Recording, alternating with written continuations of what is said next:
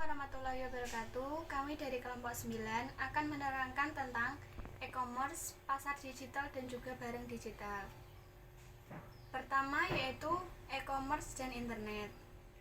E-commerce saat ini pengguna internet dan juga web untuk transaksi bisnis digital memungkinkan terjadinya sebuah transaksi melibatkan pertukaran nilai, misalnya yaitu uang, melintasi batas-batas organisasi atau individu sebagai imbalan barang ataupun jasa.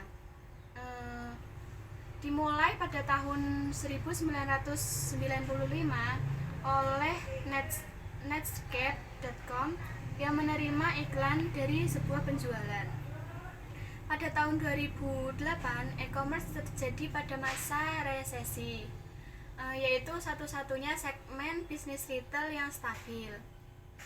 Yang selanjutnya yaitu alasan e-commerce berbeda. Pertama, e-commerce ada di mana-mana.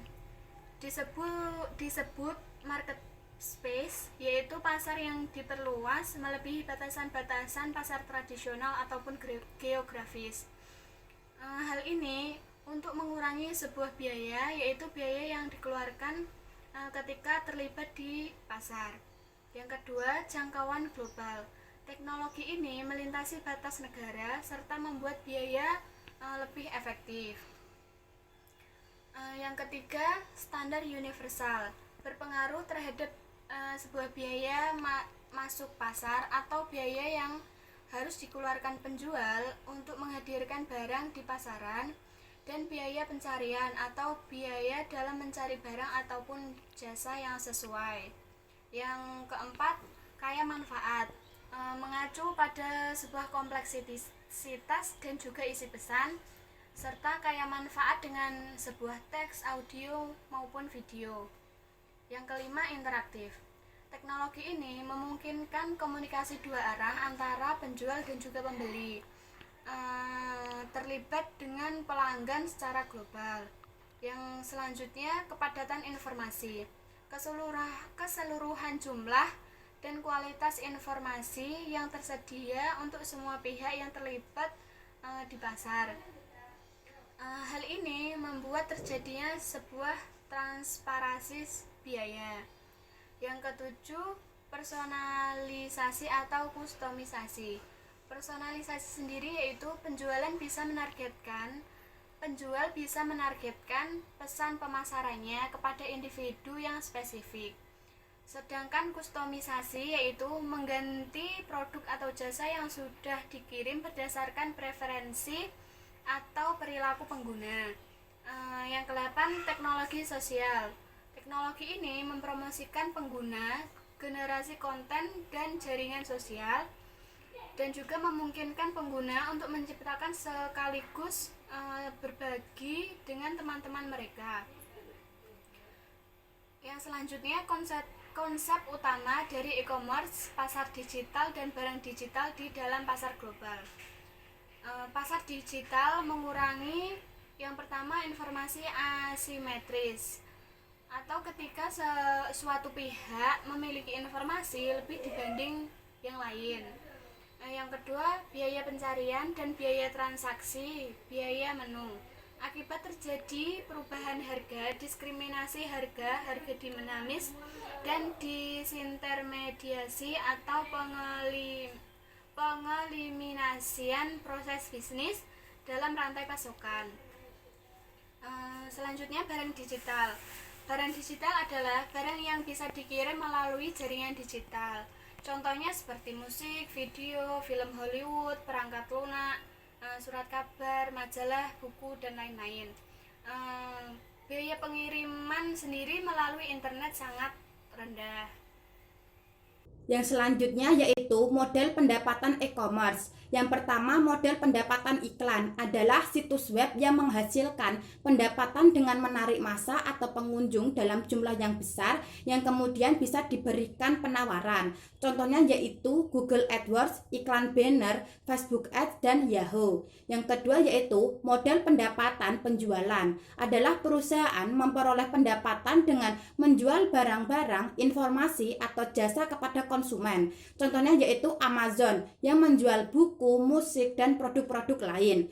Yang ketiga yaitu model pendapatan pelanggan adalah sebuah situs web yang menawarkan konten atau tarif layanan pelanggan untuk mengakses beberapa atau semua penawaran yang sedang berlangsung.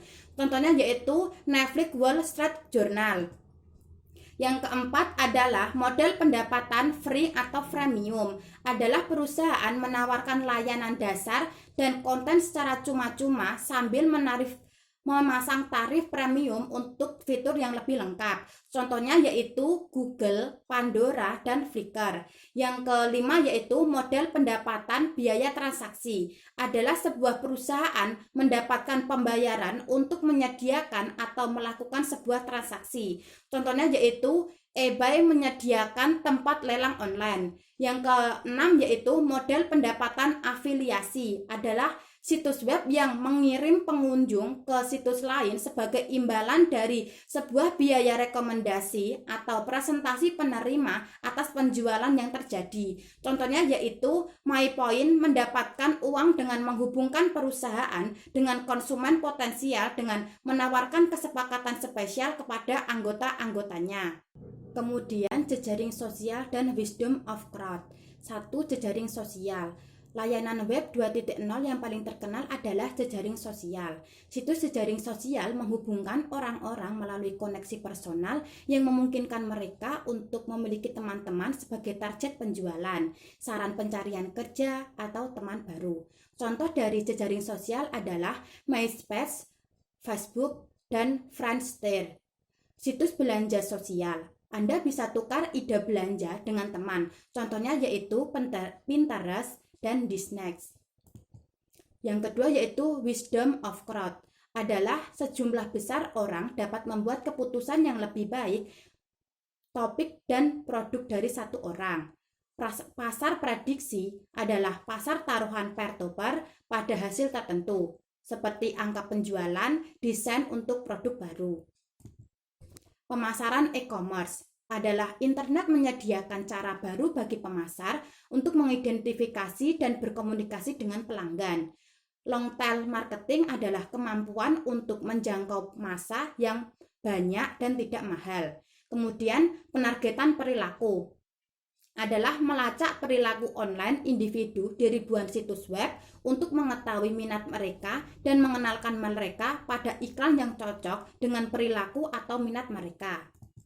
Kemudian adalah situs web personalia. Perusahaan bisa menciptakan laman web personal yang unik yang memasang konten atau iklan untuk produk atau layanan dari sesuatu yang diminati pengguna untuk meningkatkan kunjungan konsumen dan menciptakan nilai tambah. E-commerce B2B, efisiensi dan hubungan baru.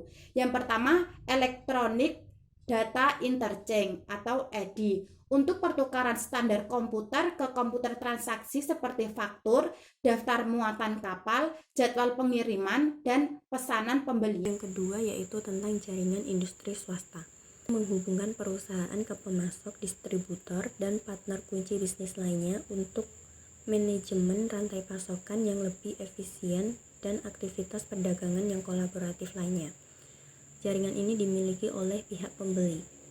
Yang ketiga yaitu net marketplace atau e-hubs, merupakan pasar digital tunggal untuk banyak pembeli dan juga penjual, dimiliki oleh industri yang dimiliki oleh perantara independen. Hasil pendapatan ini dari biaya transaksi dan juga layanan lainnya. Penetapan harga melalui negosiasi online, lelang, permintaan dan pengajuan, dan juga harga tetap. Barang yang dijual berupa barang yang langsung dan juga barang tidak langsung, melayani pasar secara vertikal dan juga horizontal. Yang keempat adalah exchange. Secara independen ini dimiliki oleh pihak ketiga, menghubungkan ribuan pemasok dan pembeli untuk pembelian di tempat. Banyak exchange yang menyediakan pasar vertikal untuk industri tunggal seperti makanan dan juga elektronik. Penawaran yang kompetitif yang mendorong harga turun dan juga tidak menawarkan hubungan jangka panjang membuat pemasok enggan untuk berpartisipasi. Yang selanjutnya adalah platform digital mobile dan e-commerce mobile. Yang pertama ada aplikasi dan layanan berbasis lokasi. Ada 3. Yang pertama ada layanan geososial, yaitu dapat memberitahu Anda di mana teman-teman Anda berada. Contohnya ada Foursquare dan juga Google. Yang kedua yaitu ada geo-advertising service, yaitu dapat memberitahu Anda tentang untuk menemukan restoran. Contohnya ada Zomato. Yang ketiga ada geo-information service, yaitu dapat memberitahu Anda informasi mengenai suatu produk. Contohnya ada wikitoot.me. Layanan perdagangan mobile lainnya itu ada mBanking, Apple Ad Platform dan juga Google AdMob. Yang ketiga ada Shopkick. Games dan hiburan. iPhone dan Android dapat mendownload beberapa game online untuk dimainkan dan digunakan. Selain aplikasi permainan, juga dapat diunggah aplikasi seperti Facebook, YouTube, dan juga media sosial lainnya yang tersedia dalam berbagai bentuk versi mobile. Yang selanjutnya ada membangun kehadiran e-commerce. Potongan teka-teki dari situs yang dibangun. Untuk memulai membuat situs e-commerce, ada beberapa langkah untuk memulai hal tersebut. Yang pertama, perhatikan area utama di mana Anda perlu membuat keputusan-keputusan. Yang kedua, bawalah sumber daya manusia seperti tim yang memiliki keterampilan yang sesuai untuk membangun dan mengelola situs e-commerce yang sukses. Yang ketiga, buat keputusan mengenai hardware, software, dan infrastruktur untuk situs yang Anda buat. Yang keempat, tentukan teknologi yang akan digunakan. Dan yang terakhir, mengidentifikasi area kunci. Segera pikirkan mengenai perencanaan dari proyek. Sasaran bisnis, kemampuan sistem, dan pentingnya informasi. Jadi, hubungan antara ketiga aspek tersebut ialah sasaran harus diterjemahkan dalam sebuah deskripsi dari fungsi sistem yang akhirnya seperangkat kebutuhan informasi yang spesifik dan jelas. Yang terakhir yaitu membangun dan mengelola situs web secara mandiri versus alih daya. Yang pertama, keputusan pembangunan situs web. Ini adalah solusi yang paling murah dan sederhana, namun terbatas pada tampilan dan juga nuansa dan fungsionalitas dan yang disediakan oleh template dan infrastruktur. Yang kedua ada keputusan pengelolaan. Perusahaan pengoperasian situs web bertanggung jawab untuk memastikan situs web tersebut dapat live selama 24 jam. Yang terakhir, anggaran situs web. Situs web sederhana dapat dibangun dan dihuni dengan biaya tahun pertama sebesar $5.000 atau kurang.